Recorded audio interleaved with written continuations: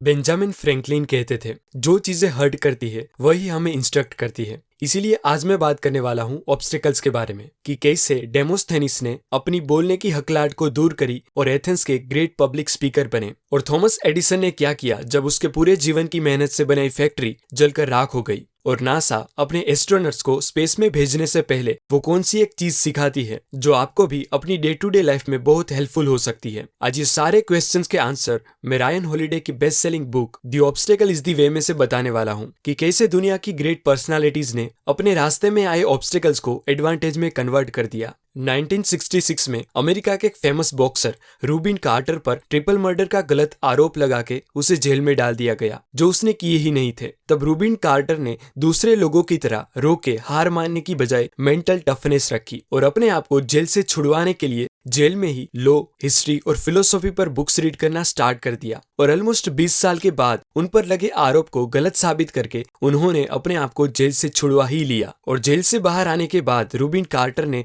Court से माफी मंगवाने और दुनिया को उनके साथ हुई नाइंसाफी की स्टोरी बताने की बजाय बस अपनी लाइफ कंटिन्यू करी, क्योंकि उनका कहना था कि लोग आपसे आपका सब कुछ छीन सकते हैं पर आपके थॉट्स, आपके बिलीव्स, आपके रिएक्शंस और आपका सिचुएशन की ओर देखने का नजरिया कभी नहीं छीन सकते। यानी कि आप कभी भी कंप्लीटली पावरलेस नहीं हो सकते। नेल्सन मंडेला से लेकर माल्कम एक्स तक कई ग्रेट लोगों ने जेल को वर्कशॉप की तरह यूज किया और अपने आप को वहां से ट्रांसफॉर्म करके बाहर निकले, क्योंकि उनके बिलीव्स और परसेप्शन पर उनका कंट्रोल था और वो मानते थे कि एक्चुअल में हम कंप्लीटली पावरलेस कभी नहीं हो सकते। इसीलिए चाहे आप कितनी भी बुरी सिचुएशन में क्यों ना हो, अगर आप उस ऑब्स्टेकल को एडवांटेज में कन्वर्ट करना चाहते हो तो फर्स्ट पॉइंट याद रखो कि यू आर नेवर पावरलेस। जब नासा अपने एस्ट्रोनॉट्स को स्पेस में भेजने के लिए ट्रेन करती है तब उसे एक स्किल जो सबसे पहले सिखाई जाती है वो है the art of not panicking, यानी कि ना घबराने की कला। क्योंकि जब लोग घबरा जाते हैं तब वो गलतियां करते हैं, वो प्रोसीजर्स और रूल्स को भूल के बस रिएक्ट करने लगते हैं, जो स्पेस में डेथ के बराबर है। जॉन ग्लेन जो फर्स्ट अमेरिकन एस्ट्रोनॉट थे जिसने अर्थ के ऑर्बिट का चक्कर लगाया, और वो भी अपना heart rate 100 beats per minute से कम रख के।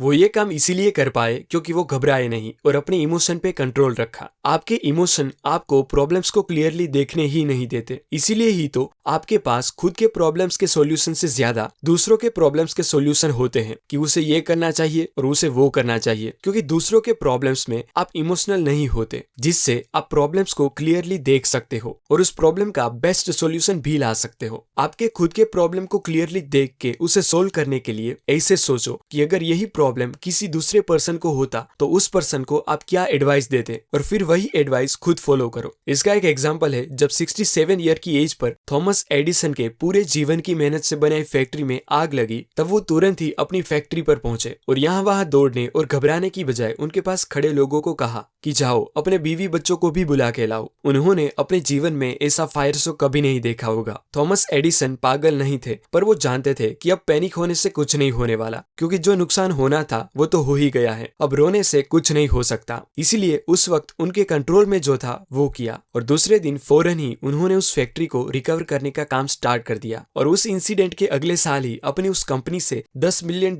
का रेवेन्यू भी जनरेट किया। आपकी लाइफ में ऑब्स्टेकल्स मेनली दो तरह के होते हैं, एक इंटरनल ऑब्स्टेकल्स यानी कि जिस पर आपका कंट्रोल हो, और दूसरे एक्सटर्नल ऑब्स्टेकल्स यानी कि जिस पे आपका कंट्रोल ना हो। आपको इस बात को समझना चाहिए कि आप सभी चीजों को कंट्रोल नहीं कर सकते, जैसे कि वेदर डिजास्टर, इकोनॉमी, दूसरों के इमोशंस और उनके जजमेंट्स एटसेट्रा, पर आप अपने आप को तो कंट्रोल कर ही सकते हो। इसीलिए जो चीजों पर आपका कंट्रोल हो उसे कंट्रोल करो, और जिस चीजों को आप कंट्रोल नहीं कर सकते उसके प्रति अपना रिस्पॉन्स कंट्रोल करो। यानी कि point number 2, don't panic and focus on what can be controlled. Point number 3 is follow the process. American football coach Nick Saban अपने प्लेयर्स को प्रोसेस को फॉलो करना सिखाते हैं। वो अपने प्लेयर्स को कहते हैं कि चैंपियनशिप को जीतना भूल जाओ, दूसरी टीम को हराना भूल जाओ, बस पूरा ध्यान खेलने की प्रोसेस पर दो। गेम में अपने हर एक मूव पर ध्यान दो और प्रैक्टिस करो, जिससे चैंपियनशिप को जीतना, दूसरी टीम को हराना और अपने गोल की ओर आगे बढ़ना सब अपने आप कंप्लीट होता जाएगा। प्रोसेस को फॉलो करके ही तो जिससे ठीक से बोलना भी नहीं आता था वो डेमोस्थेनिस एथेंस के ग्रेट ऑरेटर बने। डेमोस्थेनिस ने अपने बोलने की हकलाहट को दूर करने के लिए खुद के लिए ही एक प्रोसेस तैयार करी और उस प्रोसेस को फॉलो करने में लग गए, जैसे टंग एक्सरसाइज, सीढ़ियां चढ़ते हुए स्पीच देना, तेज हवा में भी अपनी आवाज को मेंटेन करके बोलना और ऐसी कई सारी प्रैक्टिसेस जिसके बारे में हम सोच भी नहीं सकते। डेमोस्थेनिस ने अपने आप को एजुकेट करने के लिए अपने घर पे ही एक अंडरग्राउंड रूम तैयार किया और उसमें ही स्पीच थेरापी और बुक्स रीड करना स्टार्ट करा। वो ज्यादा से ज्यादा टाइम अपनी प्रोसेस को फॉलो करे, उसके लिए उन्होंने एक वियर्ड बट पावरफुल डिसीजन लिया और अपना आधा सर सेव कर दिया और सिर्फ आधे सर पे ही बाल रखे, जिससे उनको बाहर जाके टाइम वेस्ट करने का मन ही ना करे और बस प्रैक्टिस ही करते रहे। और ऐसे ही उन्होंने मास्टर बनने की पूरी प्रोसेस फॉलो करी और कुछ ही टाइम में एक हकला के बोलने वाले इंसान ने बोलने में ऐसी मास्टरी हासिल कर ली कि लोग उसके पावरफुल एक्सप्रेशन, दमदार आवाज और बोलने का अंदाज सुन के चौंक जाते थे। कुछ ऐसे ही प्रोसेस को फॉलो करके ही तो थॉमस एडिसन ने लाइट बल्ब इन्वेंट किया था। 1878 में थॉमस एडिसन के अलावा भी दूसरे कई इन्वेंटर लाइट बल्ब बनाने में लगे हुए थे, लेकिन सिर्फ एडिसन ही बल्ब बनाने में सफल हुए क्योंकि उन्होंने प्रोसेस को फॉलो करा। बल्ब को बनाने के लिए उन्होंने 6000 से भी ज्यादा मटेरियल्स के फिलामेंट्स को स्टेप बाय स्टेप टेस्ट किया, यानी कि मटेरियल की वाइड रेंज को फॉलो किया, तब जाके उन्हें सफलता मिली। जबकि दूसरे किसी भी इन्वेंटर ने इतनी लंबी प्रोसेस को फॉलो करके इतने मटेरियल्स ट्राई नहीं किए थे।